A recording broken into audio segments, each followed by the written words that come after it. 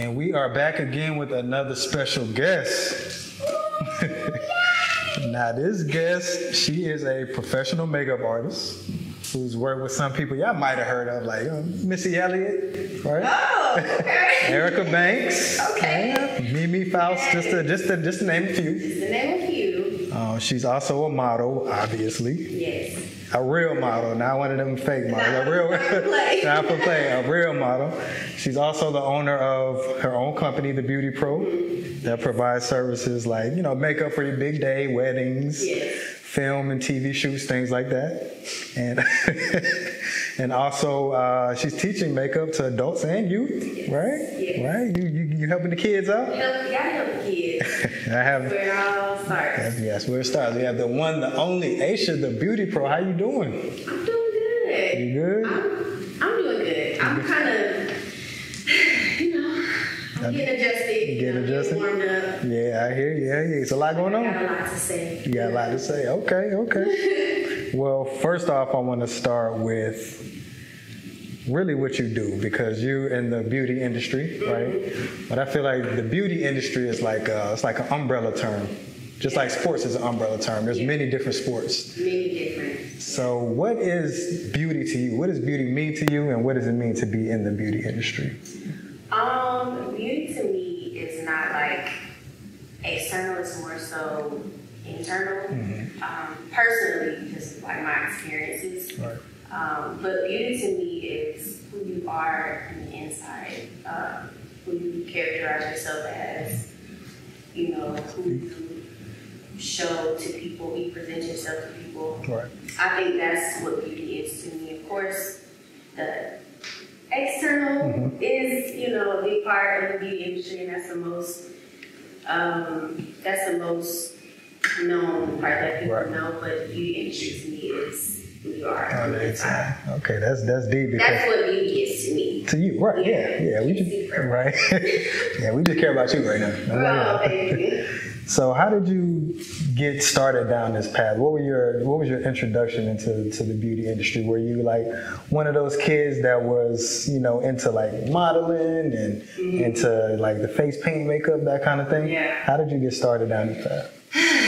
That's really deep, because now that I know and understand who I am today, when I really think and look back at like my childhood, I was always creative. I was always just that kid that wanted to dress up, play makeup, model, pose in the mirror. Like, my siblings were sick of me. Let me just say that every time, right? Yeah, you good. Okay. How you good? They were sick of me, but I think that I got introduced because if I look back at my family history, my entire family is creative. My aunt bakes, my other aunt is a painter, my mom does hair, sewing, all of that. So naturally it was in me, but I discovered that when I was about 13 years old. My friend left a makeup palette at my house. Uh-oh. From there, it was just... That's your origin story? That was it. That was what started the Beauty Pro and who I am today. But that's how I kind of got into it. And just started to understand what it was and just took those steps further. But I discovered my passion let me trickle back because I feel like there's so much. Right. You know how you just have so much? I know it's a lot. It's a lot of history there. Yeah, it's a lot. But that's kind of how that was my introduction into the beauty industry. And from there, I feel like when it's your passion, when other people are telling you like, look, I can clearly tell that you're good at this, so, So it was kind of other people recognizing your talent that kind of awakened, this might be a path for me. Yes, if it wasn't for them, honestly, my family, my peers, my friends, everyone around me, if it wasn't for them, I probably wouldn't be in the beauty industry. So it was definitely them encouraging me to do it, because I didn't know that was something that, just came so natural to me. That I would literally come home from school, skip my homework. No, you didn't. Skip the homework. Forget the homework. Put that to the side. Do that, first block. Right. I would literally come home, watch YouTube all day, makeup YouTube all day, and just absorb everything because it was so interesting to me.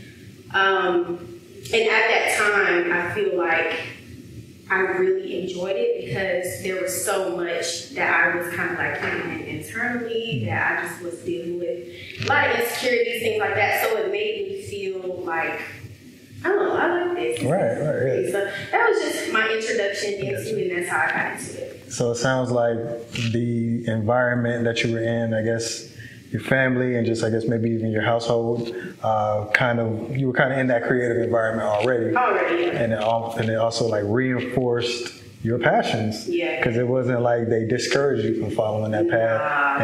They went 100% encourage you into to going down there. So that just shows that it's important to foster an environment for children when they have these passions to be reinforced and not to be shot down, because you never know what kind of impact that support has. Yeah, you really never know. And I think that's why I love to work with kids so much too, because I remember those times when I was little and when I did get into makeup and people were like, oh, you should do this, you should do that. Even though I was 13, those were still my grown years, if that makes sense. Yeah, for sure. Yeah, so, still super young.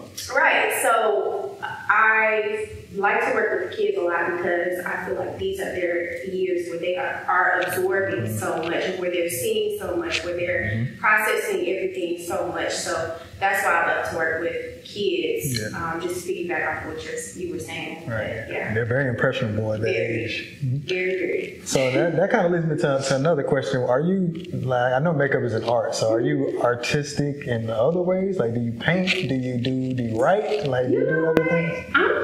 Okay, so I'm tapping into that, to writing music. Okay.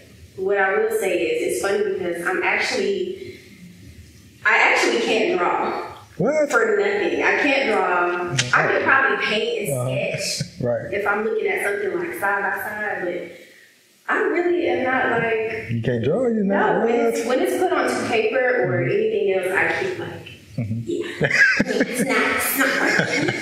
So now drawing is hard. Yes, it's difficult, but no, actually, aside from makeup, no, I can't paint. I can't draw. So it's just something about being on the face. It's something about the face. It's something about the face. I have no idea what it is. Practice, maybe. So I need to give a disclaimer before we go any further. Okay. I usually stay out of women's business, especially black women's business. But since I have you here, I feel kind of more comfortable to just ask these questions because, it's a lot of stuff I just don't know as a man. Yeah. And I'm not going to speak on it without having a black woman here to speak on it. That's why we're here. Right. Okay. So one thing I do, this is unrelated to that, but I just want to give that disclaimer before we go ahead. So, I guess when it comes to makeup, I have no knowledge of makeup at all. It looks nice. I can tell when it's on someone's face. But as far as knowledge of it, zero. Yeah. So I know you're a makeup artist, but is there more of a science to what you do? Is it like, do you follow certain steps with every face? Like you start with foundation, then the concealer, and this kind of thing? Or is it really an art and you can just go from step A to step Z, back to C, back to B? So that's a good question. Nobody asked me that. That's what we do. We ask good questions. How do you get into it? I don't get that, but I like that question. What I will say is, when I first got into it, it was just like a step-by-step process because it came so natural to me. But now that I'm in the position to where I'm teaching, I had to dissect it a little bit more because it's not that easy when you don't really know. You know what I'm saying? So, because I had to take that time to dissect it, it is a little bit of a science to it. You want to make sure you know the structure of your clients or whoever's face you're working on. You want to make sure you understand their skin. You want to make sure you understand them as a person, what they like. You know what I'm saying? It's so much that goes into it. So yeah, it kind of is like a science to it. But I guess for me and, personally, because I feel like I just love to do it and I've been doing it for so long, it's just like, you know what I'm saying? Exactly. But if, dissecting it, yes, it is a science. Okay, gotcha. Because I'm in the realm of teaching now, so. Right. To make it equivalent to something that men understand, if any men are watching this, It's like being a basketball player. You start with the fundamentals, and then you go into your finesse things, and you kind of, can come up with your own game and have your own style. So it's kind of like that. It sounds like that. Right? You silly. You silly. So, if somebody is first starting out, trying to, see what you're doing and likes what you're doing and wants to kind of recreate that, what are some of the steps or some of the advice that you would give to, like, up and coming makeup artist that's trying to spread her wings a little bit? What are some things that they should look out for, and what are some things that they should be thinking of that they may not know? Yeah, I love that, because like I said again, I get that question a lot, simply because I am in the realm of teaching. But I feel like the first thing that I'm always going to tell anybody is customer service. Okay. And I think that's a gem right there. That's a gem. Customer service, understanding customer service. And I'll say that because where we are in today's society, I feel like, because entrepreneurship is, the new way, it's the thing, I feel like customer service is the number one thing. And of course, making sure that you truly love what you're doing, because like anything, if you don't love what you're doing, you're not going to put 100% Right, you're not going to have that passion behind it. Yeah, so passion and then customer service. And I always tell with customer service, from my experience, starting out working at a makeup counter, got me that experience of customer service. Okay. Working around different people got me that experience of customer service, seeing and observing how, you are supposed to, I guess, treat your clients. Right. Yeah. So customer service, really understanding that first and foremost, and making sure that you really love what you do. Not just because somebody else on Instagram has said they make $10,000 a month. Right. You know what I'm saying? Yeah. So just really loving what you do. Right. That's always like my top two gotcha. things. And then, let's see, what's another one that I could kind of give away? Yeah, while you think about that, I just want to say, like, that's what sets a lot of businesses apart. That's why Chick-fil-A is Chick-fil-A. Exactly. That's why Publix is Publix. It's because of that customer service piece. So I was not expecting you to even think about that, but now that I think about it, that makes sense, because you are providing a service. You're providing a service. So you need that service to be A1. Yeah, and I want to keep it positive, but I will say just really quickly, I think because the entrepreneur thing is on an all-time high, I feel like that's going to get you further, because there are a lot of entrepreneurs who do love what they do. However, they don't take that time to understand and learn customer service, and that's what separates you. Right, exactly. So, yeah. I think another thing that I was going to say was just perfecting your craft. Whatever you love, whatever you do. Going at it every day and perfecting it and working on it. Right. Putting that work in. Yeah, putting work in. That's really it. So coming up, who were some of your makeup inspirations? Did you have like certain makeup artists that you were like, dang, I like their work. I like what they doing with it? It was a lot. Really? It was a lot. I started on YouTube, so it was like Jackie Anna.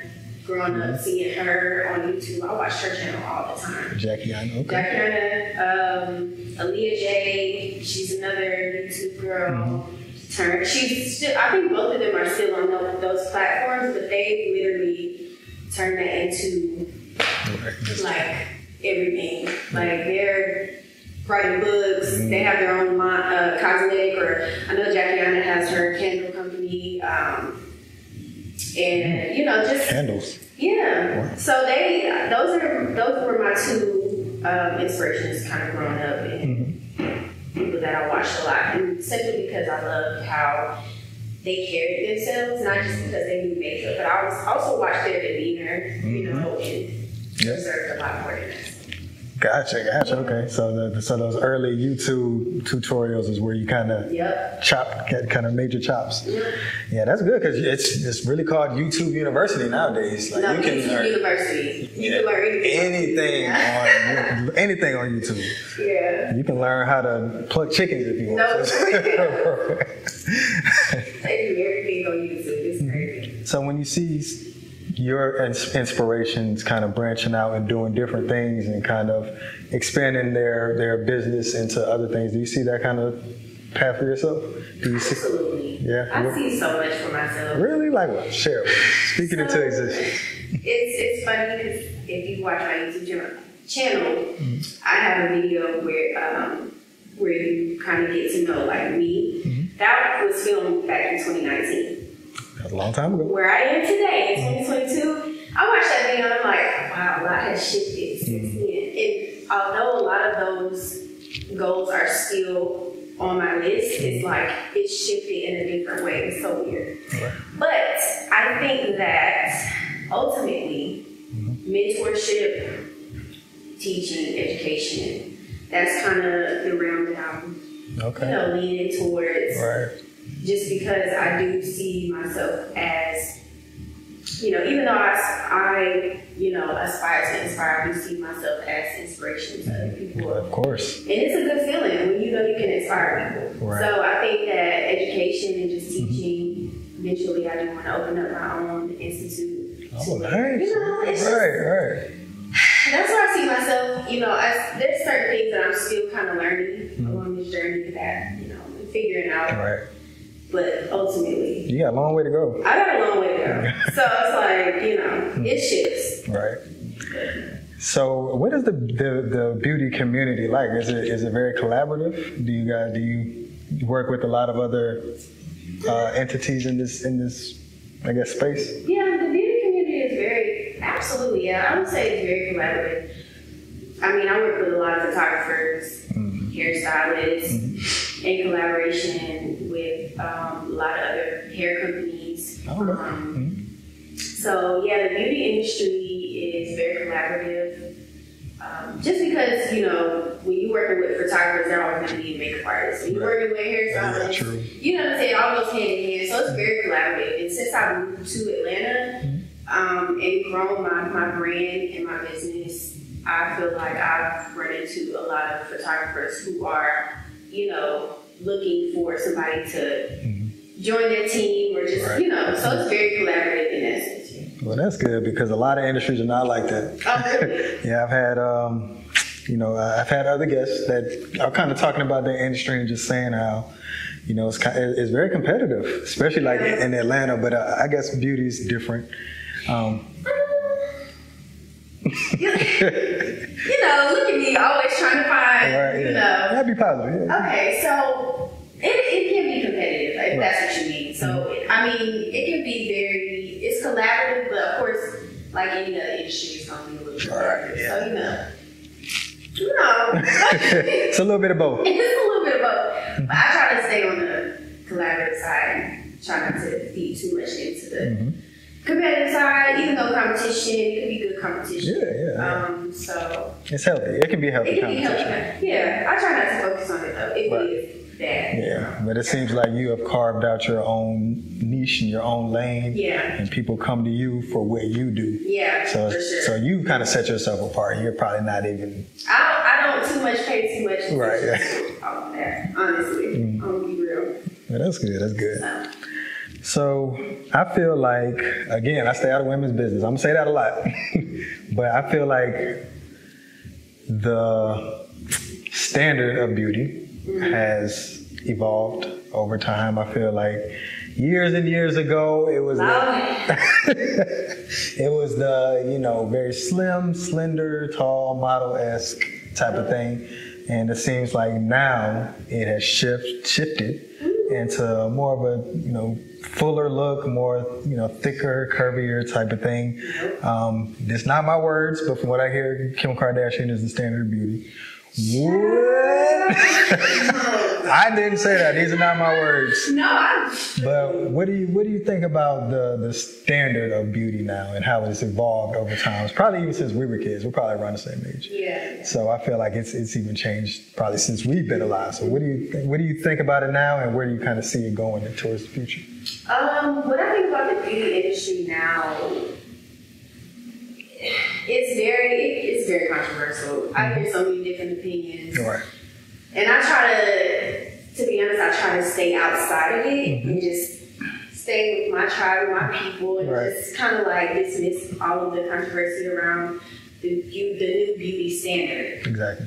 But what I think about the new beauty standard, it's it's very disheartening because for a long time, Black women, for a long time, Black women have, and I'm just going to dive straight into it. Okay, go ahead. Do what you do. For a long time, Black women have been made the clown or the joke for having these natural voluptuous features when it comes to like lips and nose or like, you know, just curvy. And so to see how the beauty industry is like shifting towards that being the new norm and that being the new beauty standard, it's kind of like a fire place. I would agree. I would agree. Not gonna lie. But what I will say is, like you said, Kim Kardashian, the whole Kardashians being the forefront. I feel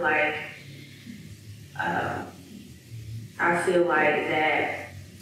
Can't my thoughts together. It's so much. It's so much. Let them have it. It's so much. Real and raw. I feel like they have made that the new beauty standard. They have kind of taken away a lot of our, you know,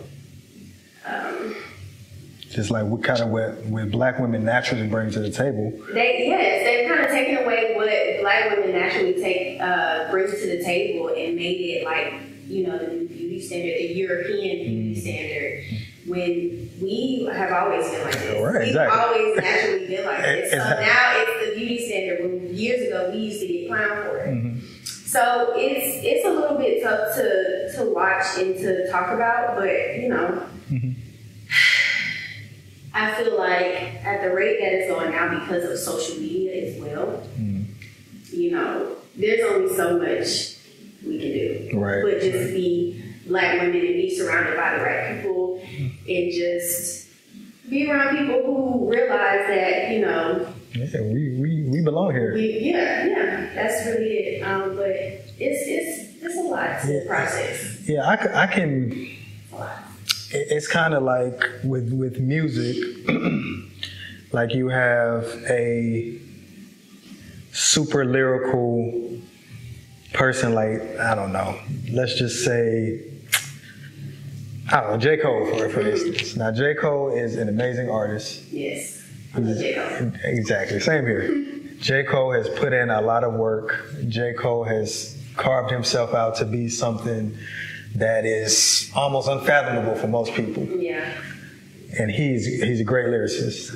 But then you have other rap artists that may be white. Yes. That may not have half of the skills or lyrical ability or anything as J. Cole, but you see them maybe getting catapulted to the forefront. Yeah. So I can kind of see how, you know, the parallels between that and why that kind of is the case. That's what they want to portray. That's, especially in the entertainment industry, they definitely want to portray, you know, what they call it, the Eurocentric. Eurocentric beauty. Yeah. So that's definitely what they're trying to push forward. But we just have to always remember who we are, where we come from, how valuable it is. Right. You know. Yeah, and you know, luckily we're in Atlanta. You know, Black people everywhere. Everywhere. So I think that I'm gonna say you. Yeah. It's probably a lot more opportunity and a lot more, like you said, collaboration and support in a city like Atlanta, which is, you know, overwhelmingly Black. Yeah. Versus other places like LA, some of these bigger cities where, you know, we might not have as much of a presence in these places. Yeah, that is true. I do still see it here. Right. Especially in the modeling industry. The Eurocentric features, you know, which it's a weird term to say because it's like Eurocentric, but we naturally have those features. So it's like it still comes from us. Right, exactly. But okay. But a lot of agencies are looking for still Black women with Eurocentric features, if that makes sense. So a lot of Black women who still have like those small noses, those big lips, when that's what they're looking for. Right. But we naturally, like, if only they knew that that's just, you know. That's how we born. Yeah. Because I just saw, what's her name? Catch Me Outside. What's her name? Bad Baby. Yeah. I just saw a picture of her and completely unrecognizable. Did you see that picture? No, I haven't seen it. Completely unrecognizable. Oh, wow. She looks. I already know what the features look like. I just in my head. Yeah, I'll show you once we get off of here. But she looks like a light-skinned black woman. It's like it's unrecognizable. Yeah. And I'm just like, okay, so you made it to where you are, looking how you look, and then when you get to this place in your career or whatever it is that you're doing, you want to look like us. Yeah. So it's just like you want to look like us, but we're not getting that same look when it's time to really be put on. Yeah, we're not getting the credit for it. Mm-hmm. And I feel like beauty seems like it can be kind of a perplexing industry because on one hand, you are uplifted and praised for how you look and what you bring to the table as far as your physical appearance. Mm-hmm. But that can almost be looked at as like a form of, what is the word? Like a form of, I don't want to say sexualization, but objectification. That's the word I'm looking for. Mm-hmm. So it's kind of like almost a two-edged sword. It's like you're being praised for how you look, but then it's like you're being praised for how you look. You know what I mean? And not who you are. It shouldn't even be a matter of like if we're going to talk about a certain topic, let's just say dark-skinned women. Let's talk about that. So I feel like a lot of these brands are, because dark-skinned women for a long time have been put on the back burner, put to the side, and there has always been this kind of like colorism thing to dark-skinned women. Right. And it's like now all of a sudden, a lot of brands are looking for dark-skinned women. Mm-hmm. A lot of brands are, hiring dark-skinned women and giving them the opportunity, and you see so many people talking about it and bringing it to light. And while it is great, it should have never been a problem. Exactly. So it's like, So when you're coming up in this industry and being around these, I'm sure men and probably women too, that are just, probably a lot of them might be sleazeballs that are just, they might call you over for a photo shoot and then try to take advantage or, that kind of thing. So what are your experiences? With, I don't mean to laugh. What are your experiences with that, and what are some things you can do to kind of avoid that? Or if a young woman finds herself in these situations, what's the best course of action? That is so tough because I literally just experienced something like this. And while I'm still trying to navigate where I kind of went, not wrong, but where I could have like made it to where there was almost like a shield up so they didn't feel comfortable, it's still nothing I could have done. Right. But what I will say is just being more mindful and being more careful of, I guess whoever you're working with, understanding what they stand for, what they put out there. I think that's important because sometimes you really just don't know. Right. But I mean, just always setting a boundary is like the most important thing. Right. To avoiding that situation or situations like that. So boundaries as far as like, this is what time I'm gonna shoot, this is where I'm gonna shoot, I'm gonna have this person with me, I'm not taking my clothes off, I'm not doing this. Yeah, just setting boundaries like that. Like telling them like, hey, this is what I can and can't do. I'm bringing this person with me, like you said, or just, I guess understanding what it is that, I don't know. You gotta keep it professional. You just gotta keep it professional because it's tough. You really can't dodge it, I ain't gonna lie, some of y'all photographers, man, y'all sneaky. Yes, and I literally went through that so many times, but you just have to let them know, like, I'm not going for that. Exactly. You know what I'm saying? Because they will try you regardless. Honestly, regardless of the boundaries that you would have. People just don't care. Yeah, they don't care. A lot of them don't care like that. So you just have to let them know, like, I'm not standing for that. And it's just also making sure you're protected at all points. Exactly. So, just let it be known we don't do that around here. We professional around here. And Adrian, I'm not talking about you. Adrian, that's our cameraman, Adrian. I'm not talking about you. You're not a sleazeball. But again, I stay out of women's business. Yeah. So I have a question about. Okay, first part of the question is: do you feel like applying makeup, having your face beat, having your face, enhanced in a beautification type of way.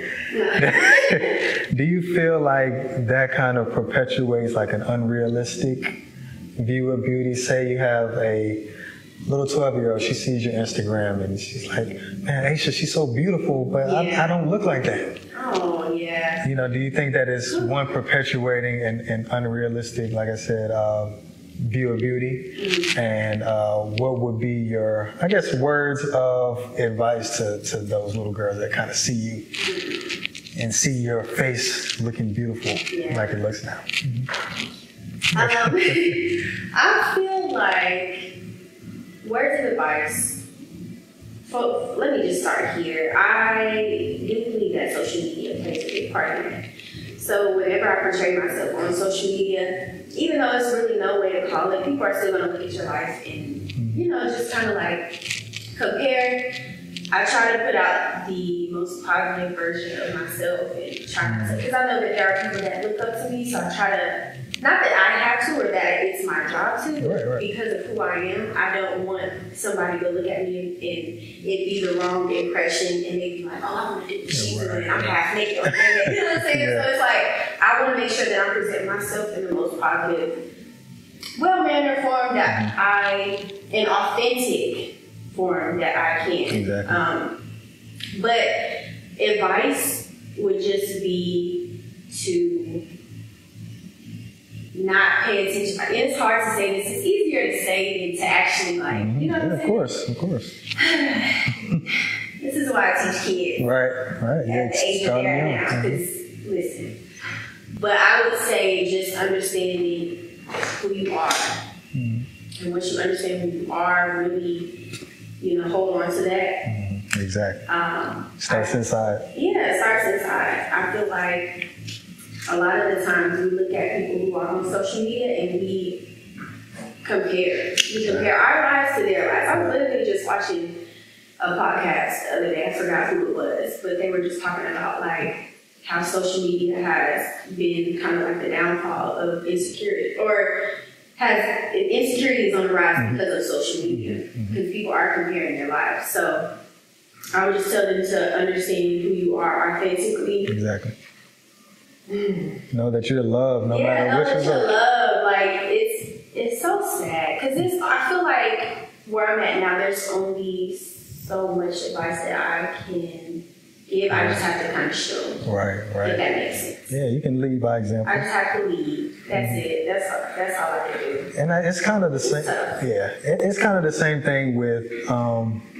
And I've had this problem growing up with young men and them seeing rappers and athletes. It's like you coming up and you see all the jewelry, you see the money, you see the women, the cars and all of that. And it's like you're comparing yourself to that, but it's like you don't really know this whole story behind this. Yeah. Like they've worked really hard, some of them, to get where they are. To a lot of that is costume stuff to just, to just enhance their image. Right. Same with like the beauty industry. Right. A lot of the girls today, they portray the money, the cars, the bags, jewelry, all of that. They portray all of that on social media, but we don't realize that they're actually struggling. They're actually depressed behind them. Right. So I think that once we understand that about social media, people don't always portray what they're going through on social media. So once you understand that, you may be inspired by somebody, but to look at them and be like, I want to be like them, is completely different because you don't understand what they're going through behind closed doors. Exactly. So it's, just always have that in the back of your head. Mm-hmm.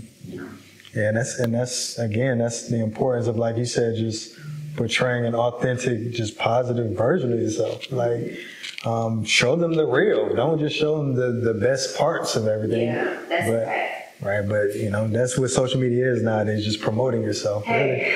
And it's a necessary evil because I'm sure social media has helped you out in your career and it's helped you, get to where you are. So it's like, it's a double-edged sword. I kind of go back and forth too myself, if I'm being honest. Oh, yeah? Yeah, I kind of go back and forth myself because, you catch yourself because this is what I do. Like, this is how, and not to say that I couldn't learn other ways of keeping, my brand and my business relevant. I find social media to be very, because I am a true creative at heart, I find it to be very fun. Right. And when I don't feel like doing it, I don't do it. Or I find other ways. But what I will say is, like, I do kind of go back and forth with that, you know, struggle between not wanting to be on social media and then, you know, having to be on there. Yeah. It's like a job, especially I know for what you do when, you know, your image is, you know. It's a lot. Right. It is. So what is your like favorite part about what you do? Is it, you know, sitting down with the client and kind of bringing their vision to reality? Or is it, do you like being in front of the camera, taking the pictures, doing the interviews? Do you like putting on the clothes and dressing up? Like, what is your favorite part of all of this? All of it, really. But if I had to, like, pinpoint it down to something, I would say the conversations that me and my clients have in between the sessions. Because it's like, you get to really understand, you know, other people's lives outside of yours. So when I'm sitting there with my client and I'm doing their makeup and they're just telling me about how, you know, just, I'm not going to say anything. Well, right. Telling their business. Yeah. But just to hear, like, you know, what they may be going through or dealing with, to be able to relate or understand or just be a listening ear. Exactly, right. That's my favorite part, I think, because, I don't know, naturally, I like to give advice. Naturally, I like to help people out. So when they tell me, like, what do you think I should do? Right. You know, I think you should. You know, it's like that girl talk, you know, just real girl talk. So it's like I'm sitting with my sister. Right, okay. So you kind of like building that relationship and kind of maintaining it. Okay, that's cool. That's the best part. And then taking pictures. So I would never be your client because of the makeup. I'm sorry, I didn't mean it like that. But I mean, like, I would never come to you for makeup. Yeah, right. But if I was to come to you and I came and I said, you know, Aysha, man, I need some makeup, man. My face ain't acting right. Like, fix my face for me. Like, where am I going wrong? There's nothing wrong. But it's gotta be something. I got dark circle. What would if I came to you? What would be your protocol? You can just give a abridged version. Yeah. Okay. So what I would say is, I will always ask them what their diet is like. Okay. Because if they're eating dairy, milk, sugar, processed, all this every day, all this meat with hormones, you know, fast food. Damn. No more Chick-fil-A. Let's try that first. Okay. Okay. No, I would just say, just make sure you are eating clean, and then maybe get on a good skincare regimen. Okay. You know, personally, I don't recommend dermatologists. I know some people kind of believe in going to a dermatologist, but I don't recommend it for a couple reasons I'm not going to say, but, well, I'm going to say it. Yeah, fuck it. Okay. You can say fuck it. I feel like I've been to a dermatologist before and they prescribed me some medicine, and the medicine, you take it and then you stop taking it and your problem's back. Okay, gotcha. So it just starts with your diet, really. Yeah, they just treat the symptom, they treat the cause. Yeah. So, and I have vitiligo, you know what vitiligo is. So, oh, you got vitiligo? Yeah, I got vitiligo, and I went one time because you have to do light treatment to kind of bring your pigment back. And this was when I was like maybe 6th, 7th grade, something like that. They have this solution that they put on your vitiligo spots to make it more sensitive to light. And I had really bad problems with my lips. So they put this solution on my lips, right? And put me in the light box. And maybe that first day I was okay. Right. But like the next 2-3 days, I ended up with 2nd-degree burns on my lips. Listening to on my lips. Like when I say that's like the first thing people look at. Right. Like, you know what I'm saying? I couldn't go to school for a whole week. Oh man. I had terrible just blisters. My lips were so sensitive. Oh man. All listening to the dermatologist. Yep. So I mean, I can agree with you on some things. Dermatologists, they don't know everything. They don't. They really don't. They don't know everything. We gotta get on this. And I'm still learning, so let me not pretend like I'm perfect. Yeah, of course. Nobody perfect. You know. But I feel like understanding a holistic diet, I think that also helps you in trying to do those practices. So drinking a lot of water, eating your fruits and veggies. You know, probiotics too. Okay. Probiotics really have helped me out. And just making sure your body's healthy. I can go on. Okay. I can go on. So we're gonna start with the diet. Yeah, we're gonna start with the diet. Okay, diet is very important. That's been a recurring theme in a lot of my interviews. It's just the importance of diet and what diet can do and can't do for you. Stress levels. Yeah, I think mine is my sleep with these dark circles. I don't get a lot of sleep. But you know, I gotta keep going. So you just sleep now. Right. So when you walk into an Ulta or Sephora or any of these places, are you noticing more Black-owned products and more Black-owned lines products? Yeah, a lot. One in particular is Vanessa Mars. I love her products. I love her. Shout out to her. Shout out to Vanessa. Vanessa, shout out to you. Vanessa is one of the sweetest people. And not only that, but her products are amazing. But she just recently, it's probably been, I don't know exactly how long, but I know it's been like over a year since she's been in Sephora. She started out very small. She had like a little, display, and then she's grown to like having a whole, section of her products. So I've been seeing a lot more, her, Rihanna, Fenty Beauty brand, Fenty Skin, to name a few. But those are the ones that most people know about. But yeah, I have been seeing a lot more, and it's very exciting because I love to support, especially this makeup. I love to support Black brands. So yeah, how does that feel to just see more representation of us in these spaces where we were probably counted out or overlooked? How does that feel to you? It feels great. Yeah. It's kind of refreshing, honestly, because it puts this. Of course, I've always known that I could be in there regardless of who was in there. Right. But it also encourages a lot of other people who may have not known or thought, I can, be in support as well. Black. Right. So it's very refreshing to see it. Gotcha. I'm rooting for them. Yeah, same here. We root for everybody Black. Shout out to Issa Rae. Yeah. Everybody Black. So again, you're very, your image is very forefront in your brand. But of course, there's always, other things that go into it that we don't see. Yeah. Like the business, the marketing, that type of thing. What is what is the behind the scenes of your brand? What is that like? Do you have an accountant? Do you keep track of all of your schedules and all of that stuff? How's that side of your business? Behind the scenes. Like as far as just the business side of it, more so. Yeah. So. Is that difficult for you? Because a lot of artists don't have that structured side. So it's so difficult. For one, because I feel like I said, I have built myself up to where I'm at by myself. Of course, with the help of my peers and family and friends, but I'm the one that did work. Exactly right. So I'm the one that still put in the work when it comes to marketing, when it comes to posting, when it comes to putting everything together, it's a lot. But in accounting, I keep track of everything, all my expenses when it comes to, all that. And I do have someone that does it for me, when it's all said and done, tax stuff like that. Exactly. I do have someone that does it for me. However, right now, I'm still doing all the work behind the scenes. So everything you see is all me. That's all me. So you're a hard worker. You're a hard worker. Yeah, it's a lot.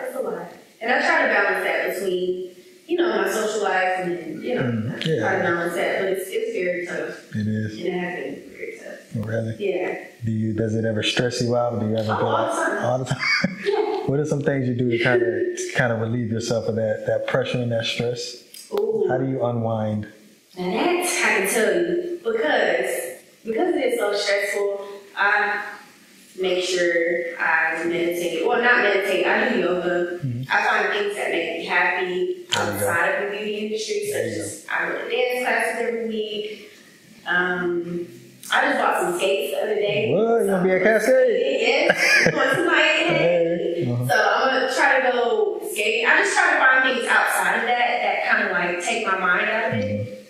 So I'm not constantly, stressing 24/7. So sometimes I plan out a whole Sunday to my self-care, not answering text messages, DMs, calls, and just put yourself first. Yeah, and just making sure, I'm taking care of myself outside. Exactly. Because if there is no me, ain't nothing else. Ain't nothing else. So I have to take care of myself. Right. I can't run myself down to the ground. I think that's what most people have to remember. Yeah, you get burnt out. Yeah, don't burn yourself out. If you are burning yourself out, you cannot get 100% present for your brain. So. Yeah, hear that? Don't burn yourself out. Don't do it. Don't do it. So you spoke about diet. You're obviously in great shape. What is your diet like? What's your diet like? What's your breakfast, lunch, dinner, snacks like to keep that clear face? That clear face, you know what? And you gotta include your cheat meals too and all that. Don't lie. I'm gonna be honest. One thing about it, I'm gonna tell the truth. All right. Okay, so my diet here lately. Probably about a week ago, I had got back on my regimen of just trying to eat a lot healthier. Because before that, I was stressed out with so much, just personal, and I was just eating whatever. So maybe a couple weeks ago, I decided to just start back to my routine. There was one point where I was eating, I had a smoothie for breakfast, I had maybe like a kale salad or something just healthy, something green for lunch, and then for dinner was something very light. And now I'm trying to get back to that. So it's still the same. Every now and then I'll make myself a smoothie in the morning or oatmeal. Something light, something healthy just to put on my stomach, because I truly believe how you start your day is going to set the tone. How you eat or what you eat for breakfast is going to set the tone for the rest of the day. So I try to eat something that's going to give me a lot of fuel, a lot of energy, something like that. And then for lunch or maybe a snack now, I'll eat an apple. Okay. Or I'm eating the apples. I love apples. Granny Smith, my favorite. You know, I've had to try it. Yeah, the green ones. I'm trying the other ones. I can't remember the name, but Honey Crisp. Yeah. Honey Crisp, those are good too. Yeah. But an apple for a snack, lunch, something like a salad or something, and then for dinner maybe something with some grains in it or something. But so you don't eat meat at all? Yeah, I eat meat. You do. Mostly I try to stay away from pork, but I eat all. Yeah, chicken and meat. I'm not vegan or anything like that, so I still eat my protein. Okay, but I do cheat, Yeah, of course. I cheat. I love candy. Okay. So it's tough. It's really tough, but mentally I'm still getting myself out of that. Don't eat candy. Right. Don't eat candy. It's a struggle. It's everyday struggle. Sugar is crap. Yeah. Sugar is crap. I ain't gonna lie, them fraps from Starbucks, damn, they got me now. But do you notice a difference, like in your complexion, your skin when you do? Always. You do? Always. See, I'm not that self-aware. That's what I need to start Really? paying more attention to my skin. Absolutely. Yeah. I mean, it takes time. It takes progress. Once you start knocking off things, you start to realize, I feel good today. Right. You know what I'm saying? I have a little more energy. My skin is a little clearer. It's things like that. So my beauty routine is so simple. Cetaphil moisturizer, Cetaphil soap, Cetaphil moisturizer. That's it. That's it. Sometimes that's all you need. People be putting too much in their skincare. Yeah, exactly. Just as long as you got something simple, if it works for your skin, it works for your skin. Obviously, it's working. Yeah, it's working for me, But yeah, when I start seeing them lotions that's like $50, $60, I'm like, nah, I need this amazing. We ain't even got to do all that. Right. So I want to ask you a question that is, it's a funny question, but it's a real question. Did you see the new Black Panther? That's not the question, but I'm just gonna. Oh yeah. Okay, no, little spoiler alert. But you remember the part where she was talking? You say you did see it, right? I did see it. You remember the part when she was talking about the makeup and her face looking ashy? Right. What are some of your pet peeves? I'm screaming at that. What are some of your pet peeves when it comes to makeup? When you see like people overdoing it, do you see people with the wrong color lip liner and the wrong this and the wrong that? What is something that you look at and it's like, what are you thinking? Besides the ashy face. Besides the ashy face, no, that's the number one thing. Okay. That's the first thing I look at. I can't really, when it's not blended right here, I just don't understand. Right. I just don't understand. When it's not blended, when it's not, blended to the neckline and it's lighter or darker, it's just like, but I also understand that everybody don't have that eye for it. So it's like, okay, I'll give you a pass. Right. Okay. You're still working. Okay. But I just feel like when it's too ashy or when you have that flashback right here, I see that a lot of the times, and I think that's why it's important to go to a professional. If you want to learn, go to a professional to learn. If you want to get it professionally done, go to a professional. Make sure you know who you're going to. But the ashiness, the off complexion, that's my biggest pet peeve, and then also the flashback or the thick, bold eyebrows that don't match the frame of your face. It's like that just grind your gears, don't it? Right, right. It's like, what is going on? What's happening here? But it's people gotta realize that you just gotta make sure you know who you're going to. Yeah, so come to her. All right, that's basically what she said. So when you're doing like these big events, these wedding showers and bridal parties and all of that, is that stressful for you, or do you kind of thrive in that type of environment? I think it's because I've been doing it so long. I think it's just like it's not stressful for me, but I try to keep a calm aura about myself because when you work in those environments, like I just did a wedding a couple weeks ago or last week, I think. I did a wedding and the bride. She was a bridezilla? Yes. No, she wasn't a bridezilla. She was just panicking. Okay. She was not panicking, but she just had so much on her plate. And so for me, what I want to do is be as calm as possible. Okay. So I won't add to her chaos or add to her, you know what I'm saying? So I try to be a chameleon in those settings when it's like stressful. Gotcha. Because I don't want to add to anything. Right. And that's in any environment. Right, okay. But like weddings particularly, I try to be a chameleon. I try to like just blend in and just kind of like keep a calm demeanor because it's kind of ease it along. And just get through it. Right. That's how I learned. Because I remember I used to get into weddings and it be like chaos, and then I'm freaking out because I got to hurry up and it's stressful. Seems like a lot of moving parts. It's a lot. But I actually love weddings because you just get to see, especially bridal parties, you just get to see sisters come together and just kind of like bond and be like crying, like, oh, you're getting married, stuff like that. So you're like a very sociable person. Yeah. You like I would say I am. Yeah, you like the social aspect of kind of what you do. Yeah, that's good. That's good because I feel like I'm antisocial. Sometimes I'd be like, like, man, I'm trying to go home. Cause no, but for real, it's like I'm social, but I got like a limit. I got a limit. Once I reach that limit, I'm shutting down. Right. And that's just it. But I feel like I'm social once you get to know me, and it's like, yeah.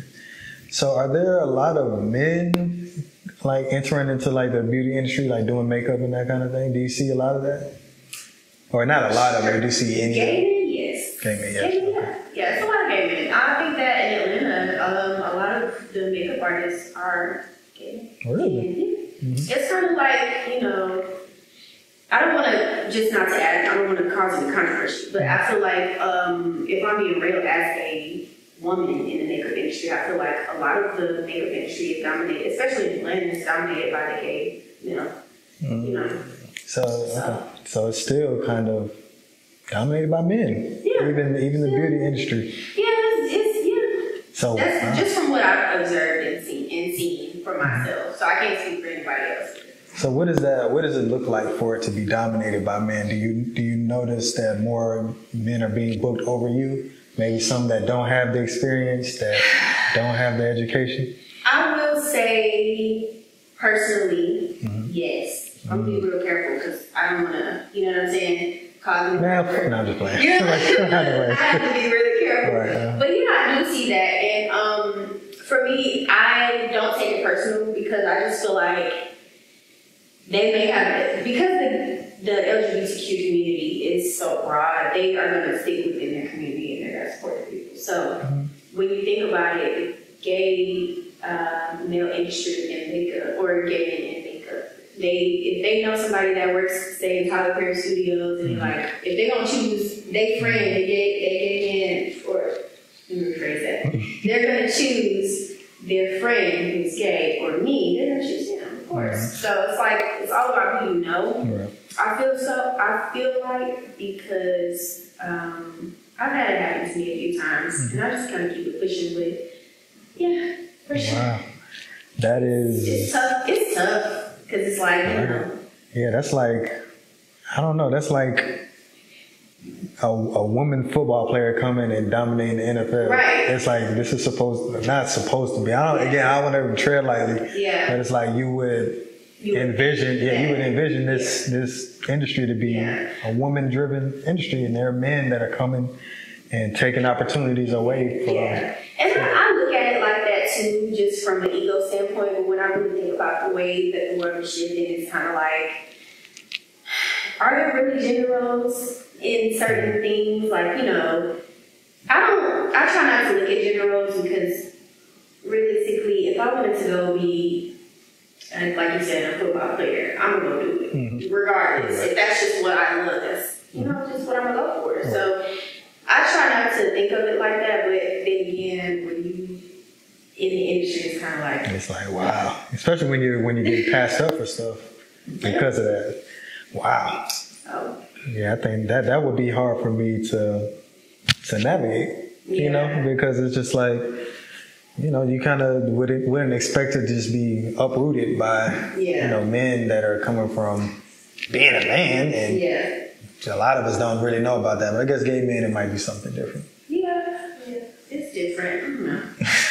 It's just like you just gotta roll with the punches. You gotta roll with the punches. Yes. Because it's gonna be a lot more than just that. Right. You know what I'm saying? Right. So I don't know. I just take it step by step. So, what is your education in makeup? Did you go to school for it? Did you? I'm sure you got certifications, that type of thing. So, what was your 10,000 hours? What did that look like? Oh, God.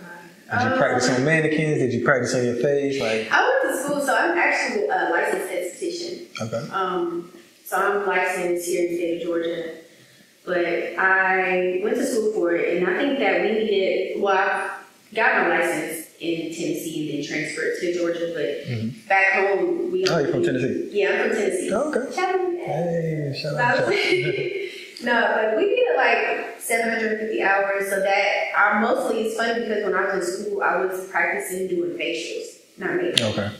But I went solely because they were changing the regulations at the time. So in order to be a makeup artist, you have to have you have to be a licensed esthetician. Okay. In order to understand the skin. Okay, and that makes sense. So that's the only reason why I was going. So when I was in school, I was doing facials. I was understanding the skin. But it also taught me to understand my client's skin when I'm working on them. So it was beneficial, but I really didn't need to do it. If I'm being honest. So, so you don't feel like it helped as much? Yeah, it did because I needed that certification. Well, yeah. But I'm not in the skin industry. I don't specialize in skin, so it's like I didn't need it, but I only got it because of, you know, what the certification. Right, because you had to do it. Because I had to do it. Right. So, you know. Have you ever thought about like doing like just off the wall stuff like movie makeup and making people look like aliens and stuff like that? Yes, I actually want to get into special effects, but it's like the industry is like there's a lot of money that can be made in special effects. I'm sure. Yes. I thought about getting into it, but it's so much. Like that takes a whole different level of creativity, time, and patience. Yeah. And if I'm being real, I barely got patience for what I'm doing now. So I'm just, it's interesting to think about and like see myself doing, but realistically, would I get into anything a little bit crazier than what I'm doing now? Probably not. No. I like what You like what you do, I like what I do now. Yeah, that's cool. That's cool. So, yeah, because I like when I see these movies and stuff, I'm just like, how did they do this? Like, it looks so real. It's a lot. It's a lot of work that goes into it. Like, so much behind the scenes. A lot of these people go to school for it. Mm-hmm. So it's like, I would have to go back to school and do all that. And yeah, you ain't trying to do all that. Yeah, you found your thing. I think you found your path. You found your purpose. You teaching the little ones. I'm trying. Mm-hmm. You push it forward. Yeah. So when you are 50, 60 years down the line from now and you look back at what you contributed to the industry, what is it that you want to see that you contributed? What do you want your main contribution to be? Wow.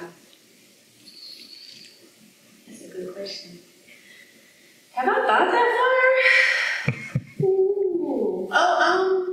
And now you got some homework. I got some homework to do, right? Because I'm like, dang, I never really thought about that. But I think that when I'm like 50, 60, I kind of, what I would hope that I left behind was just a positive and better outlook on the beauty industry in general. Mm-hmm. I think some people get into it and think, oh, I'm going to be a makeup artist. Mm-hmm. I'm just going to. Right. I'm gonna be a cute makeup artist. Like, it's like more than that. Right. So I think that when I look back, I want to be able to like make a way for other makeup artists coming along and actually seeing them succeed and like doing good. I think that would like be so the coolest thing ever to see them start their own brands or see them like, you know, just really working and doing what they love to do and just being the best at it. Yeah. So you want to usher in this new generation? Yes, honestly. If I'm being honest, I think that would just really warm my heart. That'll seal the deal for you, huh? That'll seal the deal. Okay. Well, before we get out of here, let people know where to find you. Why did I have to start it? You're going to find it. That's your YouTube. Yes. So you can find me on Instagram at Aysha, TVPAYSHA_T, B as in bear, P. And same on TikTok and all that good stuff. So, yeah. All right. Do you have anything coming up that we should be looking forward to? So, yes, I have a lot of classes that are coming up. I have kids makeup classes that are in works. I also have a makeup class that I'm planning for February. So if you follow me, kind of keep up with me, you'll see more of that. I'm also working on I don't know if I should say it now. I'm also working on something kind of similar to this. Oh. But for beauty professions. Okay. So. No, we're trying to snuff it out now. We're talking about competition now. No, but it's going to be different, and I'm super excited for it. But it's going to be for the girls, for them, their mental to grow. Gotcha. So I'm excited. And one last thing, I need some words of inspiration and wisdom to these little girls looking at you, especially these little black girls. Oh. You can just look at that camera right there and just talk to them right now. So be authentic in who you are. Don't follow the crowd. Set yourself apart. I know you hear that a lot, but honestly and genuinely, that's going to get you far. Being who you are. Don't ever be in a room where you have to dim your light. Always be in a room where you're able to be who you are. Don't let nobody dim your light. That's it. And there we have it. Aysha, thank you so much. We appreciate this. Anytime you want to come back,